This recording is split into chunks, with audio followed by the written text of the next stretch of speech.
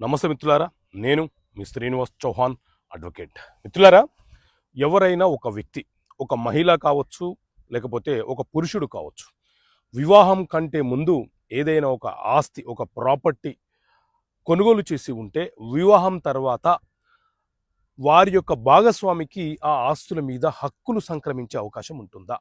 So మిత్రులారా, మన దేశంలో ఇండియన్ సక్సెషన్ యాక్ట్ 1925 అనే చట్టం ఉంది. ఇందులోని సెక్షన్ 20 చాలా స్పష్టంగా వివరణ ఇస్తుంది. ఏంది అనంటే, ఎవరైనా ఒక వ్యక్తి, ఒక మహిళ కావచ్చు, లేకపోతే ఒక పురుషుడు కావచ్చు, వివాహం కంటే ముందు వాళ్ళు తమ కష్టార్జితంతో కొనుగోలు చేసినటువంటి ఆస్తి ఏదైతే ఉందో, ఆ ఆస్తి వివాహానంతరం, అంటే వివాహం అయిన తర్వాత కూడా ఆ ఆస్తి మీద హక్కులు బదలాయింపులు, మార్పిడి అనేవి భాగస్వామికి జరగవు. ఎవరైతే కొనుగోలు చేశారో, ఎవరి కష్టార్జితంతో కొనుగోలు చేశారో, వివాహం తర్వాత కూడా వారికి ఆస్తి మీద పరిపూర్ణమైనటువంటి హక్కులు ఉంటాయి. వాళ్ళు ఎవరికైనా బదలాయించుకునే హక్కు, ఎవరికైనా అమ్ముకునే హక్కు, గిఫ్ట్ ఇచ్చుకునే హక్కు వాళ్ళకే ఉంటుందని ఈ సెక్షన్ 20 చాలా స్పష్టంగా చెబుతున్నటువంటి అంశం. ఓకే మిత్రులారా, థ్యాంక్ యూ.